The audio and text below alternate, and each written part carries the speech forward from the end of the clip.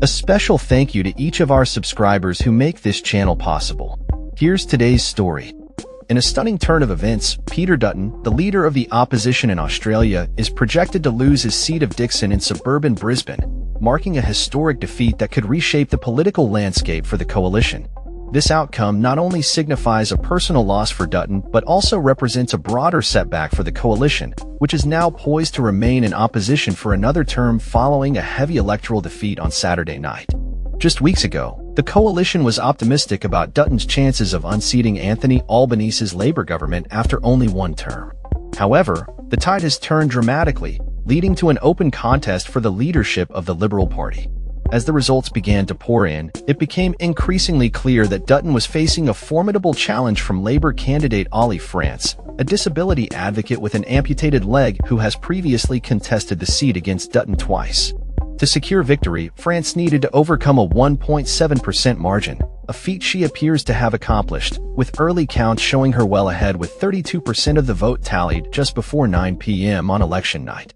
If confirmed, Dutton's defeat would make him the first sitting party leader to lose their seat at an election since former Prime Minister John Howard was ousted in Bennelong on the same night he lost government in 2007. The ramifications of this loss are profound, sending shockwaves through the coalition ranks, with many MPs reflecting on the implications for their party's future. Coalition finance spokeswoman Jane Hume expressed her sadness at the prospect of Dutton leaving Parliament, stating, "Peter is a very popular colleague among his colleagues. He is a very good man."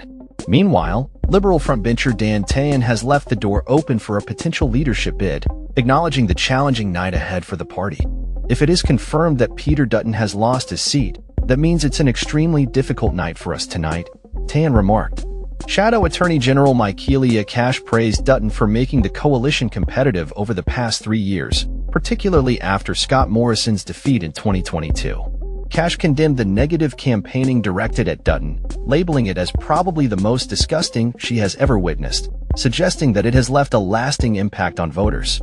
Indigenous Affairs spokeswoman Jacinta Price echoed this sentiment, calling Dutton's defeat a huge loss for the party and attributing it to a brutal campaign waged by Labour. Dutton has held the seat of Dickson since 2001, having first taken it from former Australian Democrats leader Cheryl Kernot, who defected to Labour. His tenure has seen various political challenges, including significant swings against him in previous elections. The coalition reached a high-water mark in Queensland during the last election, reducing Labour to just 5 out of 30 seats in the state.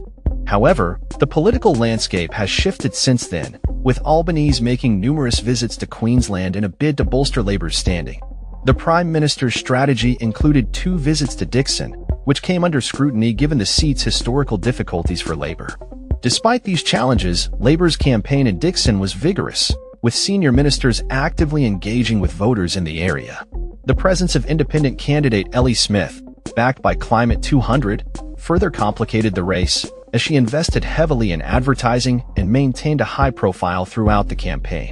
As the dust settles from this election, the coalition faces a critical juncture.